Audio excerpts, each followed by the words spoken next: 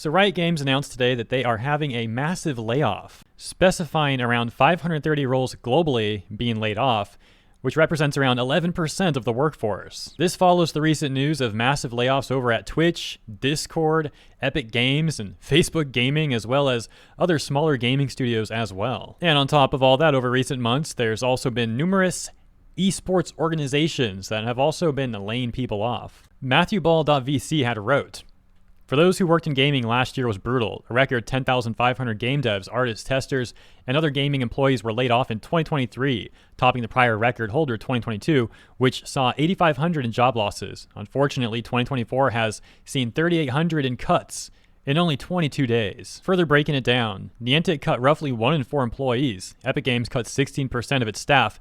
Unity laid off 15% last year. Riot dropped 11%. CD Projekt Red shed 10%, while Bungie lost 8% and EA 6%. Amazon laid off more than 1,000 employees across its various gaming divisions, including Twitch, as Embracer continues its widely predicted implosion. Trying to summarize which groups and people have and haven't been laid off is futile. These figures are limited too, as they don't count venture-backed startups, nor the many gaming journalists laid off at The Washington Post, Kotaku, Inverse, Waypoint, etc. In Q4 of 2023, ByteDance announced it would sell and shut down the entirety of its gaming division, even though it had become one of the most powerful, popular, and revenue-generating companies in the world. The company essentially shut down its Pico VR/MR division too, even as Apple geared up. Now, to be quite frank, this write-up by MatthewBall.vc is extremely detailed. If I were to go over the entire thing, we'd probably be here for an hour, give or take. So consider checking it out for yourself. And in the meantime, I would like to go over some specific areas I highlighted to take a look at with you. There are several reasons behind the many layoffs detailed above, but the first may be the most important. It's also the most overlooked and the most counter-narrative. Video game revenues are falling. And worse still, these numbers are nominal in a time that has seen 40-year highs in inflation, with average US CPI up 19% since 2019. In real terms, US gaming revenues in 2023 are 2.1% under 2022, 14.3% under 2021, 13.6% under 2020, and up only 6.9% from 2019. And in contrast to the real GDP growth in the US, games industry has fallen well short of the average sector for 3 years now. All this occurring despite the first industry-wide price hike for premium games or AAA games in decades, with many publishers announcing that new releases for Generation 9 consoles would be $70, not $60, a jump of nearly 17%. There's some graphs if you want to take a look at that, and the write-up goes on to further talk about inflation and how a lot of these companies were not planning on the record levels of inflation currently affecting them, on top of the potential fall-offs after the COVID spike in revenue. Specifically writing, no game makers budgeted for 40-year highs in inflation, nor did they budget for revenue stagnation. Most internal and external market forecasts suggested uninterrupted secular growth and at a rate faster than real GDP. After all, few industries ride Moore's law as hard as video gaming, but not only has gaming underperformed most sectors, it's one of the few media categories to shrink. So while a lot of these AAA gaming companies are still making more than they were pre-COVID, it seems like many of them did not plan properly for the post-COVID decrease, and it's worse than they anticipated for the reasons we already went over. And a quick side note, here in Palworld, dude, that was actually terrifying. That friggin' giant blue thing was chasing me down, and it was pretty fast. It was actually a scary moment, and I don't get scared easily in games, so I was not expecting that from Palworld. Other side note, I wanted to make like some freaking bearded dude, but you can't change the beard color, I don't think. So they gotta add beard colors. What's up with that? Unless I missed it, which I don't think I did. But then I saw that hairstyle and I was like, dude, that looks like Manjiro Sano from Tokyo Revengers. I'm like, that looks like Mikey. So I went with that hair and made like a Mikey character. Anyways, back to the news. On top of the other reasons that we went over for this decrease in revenue, the write-up continues. Some have posited that the rise of game subscription bundles such as Xbox Game Pass, Ubisoft Plus, and EA Play have harmed spending on packaged games. The idea is that these offerings cannibalize $20 to $70 purchases and reconstitute them into monthly, i.e. pausable subscriptions that cost $5 to $17 per month, and in some cases span hundreds of titles. The US gaming participation rate and hours played per week per gamer are also both back to pre-COVID levels despite huge COVID surges, and we can see that reflected in the data here, with the high point on the left for share of US population who games being 2020. And on the right, the high point for weekly average gaming hours among gamers, US gamers, 2021 being 16 and a half, and 2022 data saying 13. So falling off there, and I'd be curious to see what 2023 says, but we don't have it here on the chart. 2024 and beyond. Globally, the video game industry generated roughly $187 billion in 2023, down from $190 billion at its 2021 peak.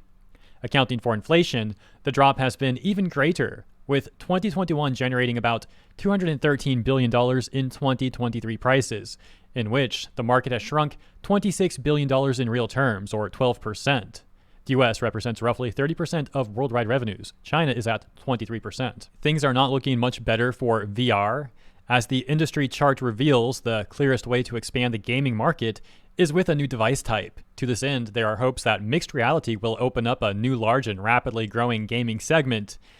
However, according to IDC, worldwide VR/AR headset sales fell 8.3% in 2023, a year after sales fell 20.9%. And throughout all of this, it seems like the cost increase for AAA games are increasing significantly. Now, this is really the fault of the AAA gaming companies largely. I mean, a lot of these companies are spending more money on cinematics and like graphics, and then trying to push those costs onto the players by making the games cost more. Although, of course, there's more factors in all that, as we already went over. But I don't really feel bad for these AAA gaming companies. A lot of them are just doing their own thing, not listening to the players, and then that's not working out, and they're trying to charge us more for their poor decisions. Then we could also talk about venture capital funding. Simply put, overall venture capital funding is down 51% from highs, but still up 15% from 2018 and 2019. Gaming venture capital is down 77% from highs and down 28% from 2018 and 2019. And then Pow World gets a mention. Let's check this out. The spectacular success of Pow World quite obviously reflects a decade of gamers frustrated that the Pokemon franchise remains exclusive to Nintendo Switch and has seen such limited innovation in overall gameplay, multiplayer functionality, and genre. McGowan, the former but longtime chief legal officer of the Pokemon Company, told Stephen Totilo, Pow World looks like the usual rip-off nonsense that I would see 1,000 times a year. I'm just surprised it hasn't received legal notices by now. And then the author of this write-up continuing to say, such innovations are needed if the gaming industry is to grow, who participates and or how much they spend. So let's talk about that real quick. Pow World also just made this tweet. Pow World has sold over 6 million copies in only 4 days. That's insane. Our all-time peak player count has also surpassed 1.7 million. Thank you very much. Some users are experiencing problems and bugs, which we are addressing with the highest priority. Thank you for your support. And then we got a little graphic there too. Only 5 minutes ago, IGN also tweeted this. Palworld's astonishing success continues as the game has surpassed Counter-Strike 2's all-time concurrent player list on Steam, making it the #2 game behind PUBG.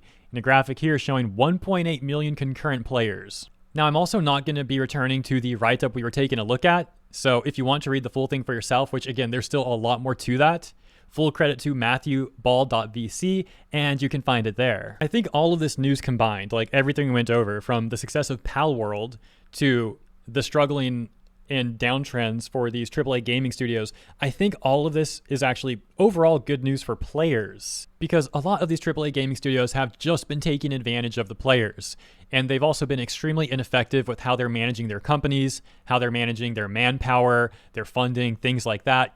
And then they try and offset the costs for their mistakes onto the players, as we already kind of talked about, which is not a good thing to do. Meanwhile, you're seeing indie games like Lethal Company making a killing, like Palworld making a killing, doing a great job. And hopefully all this bad news for the AAA gaming studios and all this great news for the indie companies is going to be a wake-up call for the AAA industry. I don't expect like an instant change to change overnight. It might take a number of years for the AAA industry, but in the meantime, the indie industry is probably going to keep growing. So as long as you're not like fully invested in AAA games and you're willing to play some indie games, I think this is great news for you. And if you are just like a AAA player, I think it's still probably good news for you. It just might take a bit more time for this stuff to all benefit you. But just my opinion. Consider letting me know what you think about all of this in the comments. And as always, I appreciate you and your time. I hope you enjoyed this segment. And if you did, please consider liking and or subscribing to the channel for more segments like this every day. And once again, thank you and see you in the next one.